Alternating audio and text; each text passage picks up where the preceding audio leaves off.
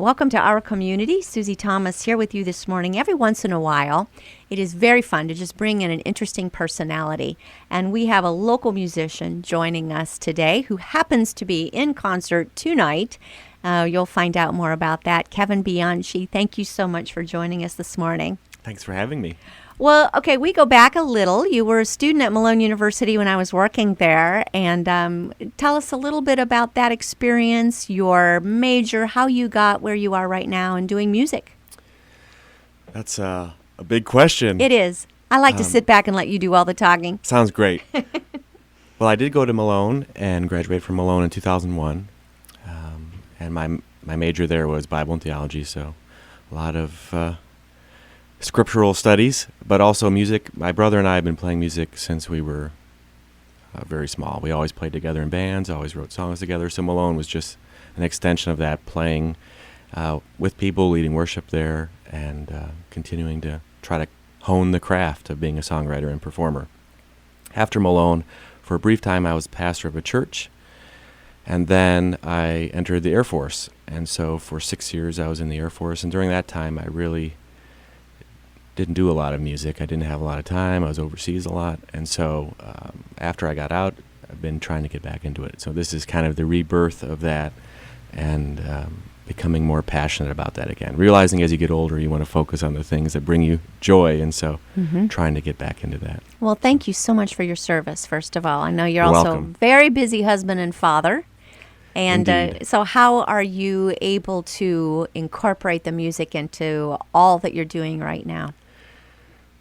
It's not always an easy task to do, to be creative in the moment, because creativity is a very coming and going kind of activity. Inspiration, it's not always, okay, now in this 10-minute block, I'm going to be very creative. So it comes and goes. I'm always writing little notes to myself, putting things on the phone, voice notes in the phone on the drive home. I have an hour drive back and forth from work, so I do it there. But it's finding inspiration in the everyday. I mean, that really is the best way to be creative, just finding those little moments, those little snippets of conversation, those little relational moments, and that's what really fuels creativity for me, fuels art. Well, I know you're going to be performing tonight. Tell us a little bit about that, and then we are going to entice everyone to be there because we're going to get to hear a little bit from Kevin Bianchi in a few minutes. Yes, I'll be performing tonight at a place called the Grog Shop in Cleveland. It's just a little venue, but we'll be playing there with a couple of bands. I play with a band called the Chestertons now, so it's Kevin Bianchi and the Chestertons, and we're playing at the Grog Shop. It's an interesting venue to play in, an interesting way to bring joy and proclaim some of the gospel there in non-traditional ways.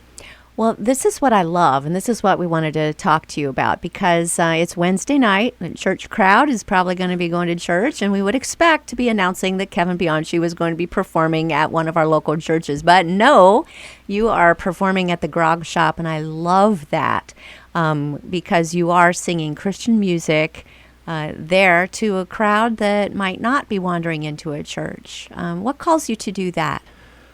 Well, I think that anyone who is called to be a Christian in general, called to follow Jesus, would have the same story everywhere they go. Whether you're in the grocery store, or a school, anywhere. I mean, you should be saying the same story.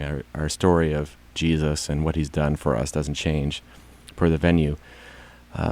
But also as an artist, I think our goal is to create good art, and art that is worthy of the message that we're giving. And if it's good art and you give a passionate performance and you're genuine about it, it really doesn't matter what the venue is or who is there. I mean, you're giving that same message, and you're being as genuine as you would be anywhere.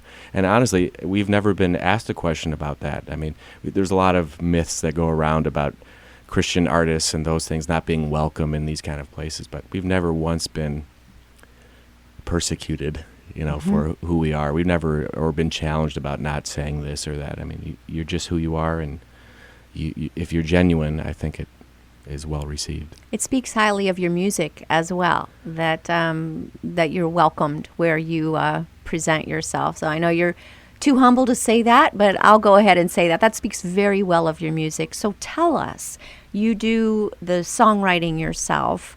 You're doing it, as you said, in snips and snaps here and there as you get inspired. How does that work? Tell us a little bit about the one we're going to be hearing here in a couple of minutes, My Father's House. Tell us a little bit about that one. How did that one come into being? Well, part of coming back out of the Air Force and pursuing music again, I started off with a project that was produced by Dave Douglas, who is part of Reliant K, Yep. Attack Cat, and other things. Mhm. And he really helped me kind of be, in the biblical sense, born again in music, to that rebirth of coming out of this long wilderness period of not being as creative and not performing as much. And so I started with this project called The Mysteries, which is essentially a combination of stories about the incarnation and the passion, but they alternate. So the first song on the album is called Do Not Be Afraid, which is also one of the most repeated phrases in the Bible. But do not be afraid, where the angel is coming and proclaiming that, the impending birth of Christ. And then the next song is Jesus in the Garden. So it's a kind of an interesting view of salvation history, of seeing how these events are linked together and how they affect each other, and they're causing us to meditate on those and picturing ourselves in those scenes. So one moment we're with the shepherds, and the next moment we're maybe the scourging at the pillar. I've always been so interested in the way the language is in the Bible at those two moments, because often you find parallels, and they wrapped him in swaddling clothes and laid him in a manger. Right. And then later, and they wrapped him in linens and laid him in a tomb. It's almost written identically. Right, exactly, all that same language, right. And but the birth and then the rebirth and then the resurrection. I'm interested that somebody else picked up on that. Yeah, and actually a friend of mine gave me that idea of putting them back to back. I had intended to have a collection of ones on the incarnation and then passion, but they suggested putting them back to back. And I think it does add a certain mystery to it and power to it in viewing those together and how they're connected. You do. You see that one was just really leading the way, paving the way for the real thing. Right, His real purpose of being here. Right. And just that phrase in and of itself, do not be afraid, goes throughout all of the 10 songs and ends with that as well, because that's our call, right? God is constantly telling us to not be afraid, that he has started the story and completed the story and is doing that same work in us. So My Father's House, then. That is essentially Jesus in the temple. There is a boy where his parents come to him and he says, I'm about my Father's work. But it also, a lot of times, I think in that song, we emphasize either the my or something else. But this emphasizes more the Father part of it. That the emphasis on my Father's house of being there is because the Father's there. Not that we own it or that we're doing something or we're working at something, but that we're experiencing the Father and his extravagant love for us in that moment. How did you get together with your band? Well, the main constant member of the band is my brother, as I said, and we've always played together. I can't really imagine playing without him. Nothing really sounds right to me without him. Are you the older or is he the older? He's the older, though he looks younger. He's aged better than I have. So everyone always says, oh, that's your younger brother, but no, he's older. I'm sure he loves that. Yeah, he is. So others, besides the Bianchi brothers? Another normally constant member of the band is a drummer, and my brother went to Grove City College with him, and so he's always been part of that. And then the last member is someone named Justin Hartman, and we've played with him on and off throughout the years too. So a lot of typical collaborators, but it is hard now at this stage of life too. We're all older, we're all almost 40s or 40s. It's hard to have as stable a lineup as possible. So we have a lot of kind of interchangeable parts sometimes. We're talking with Kevin Bianchi. He's a local artist, local Christian artist, performing tonight up in Cleveland at the Grog Shop. Look that up and be sure to get there because this is going to be worth it. What else do we need to know before we get to hear the first of two cuts that we're going to listen to tonight, right now? Well, about the venue or just in general? In general. Well, I mean, I think that this song that you're going to hear, I mean, it's just meant to meditate on this event, to think of the gospel scene and to picture yourself in the scene, maybe, being a bystander in the moment. That's kind of a typical theme in spirituality, is viewing yourself in that scene and seeing how you might have reacted or felt upon seeing Jesus in the temple. Very cool. Let's listen to Kevin Bianchi and My Father's House. You're listening to Our Community. The foolish and the wise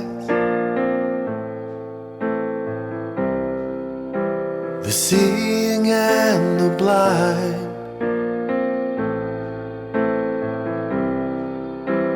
Seek where you may find.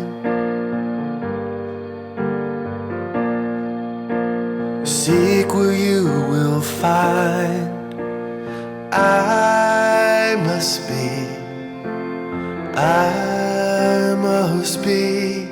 in my Father's house.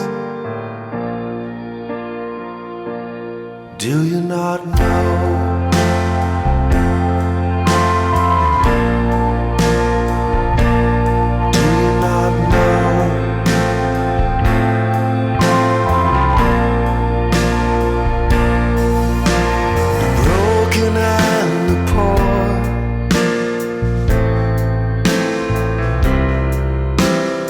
Proud and the low,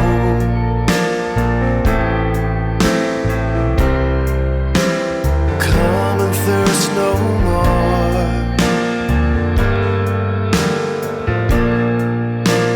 Come and thirst no more. I must be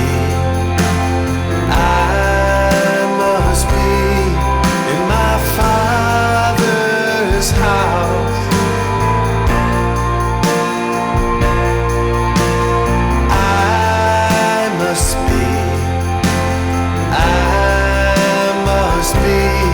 In my Father's house.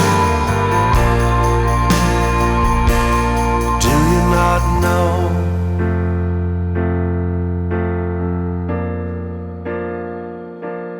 Do you not know?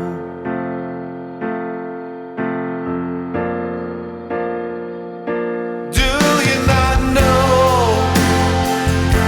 Do you not know? Do you not know? Do you not know? Do you not know? Do you not know?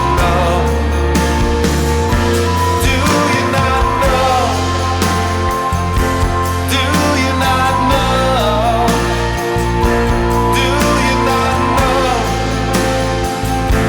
Do you not know? Do you not know? Do you not know? Do you not know? Do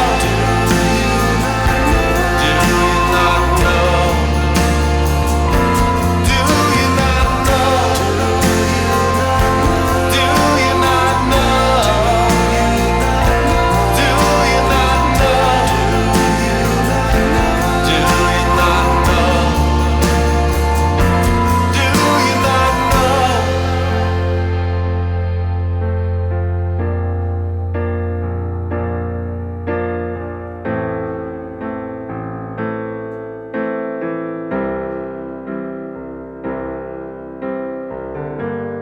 I must be in my Father's house. I must be in my Father's house.